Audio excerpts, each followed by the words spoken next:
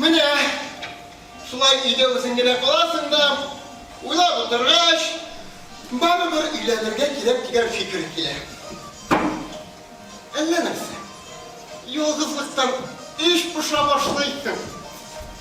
Менә ураза җиткәнче тагын өлгереп булмады. Әлит, барысы да әзер шикелле. Менә без бүген Гогольның әсәре буенча куелган спектакльне карадык.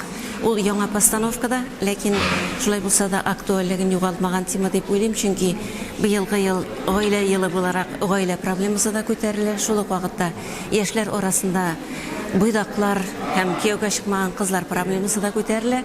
Шуңа күрә бу әсәрне бик яратып, бик бирелеп карадым һәм дә шуны әйтәсем килә.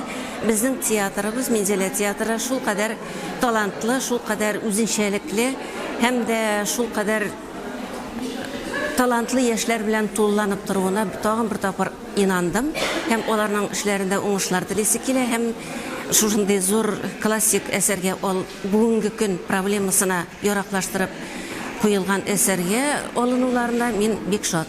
Исеме Мелани дидеңме? Агафья Тихоновна. Агафья битәрем. Агафья Тихоновна. 40 яшьләрдә дидеңме? Yok инде. Hiç alay түгел. Иренгәштәмнә көн сайын вакыты. Рәхмәт укырылы.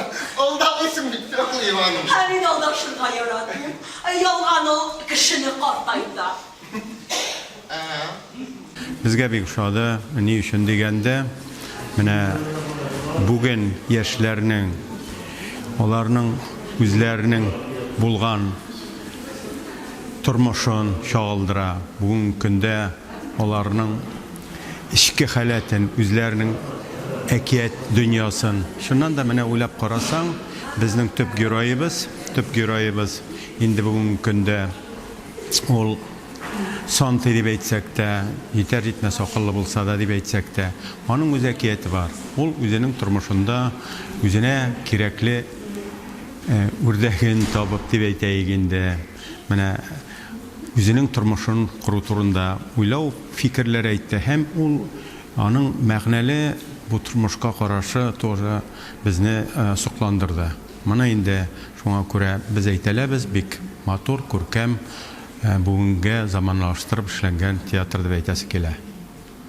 Рәхмәт аларга, бик матур итеп Мензелә халкын сөендерделәр.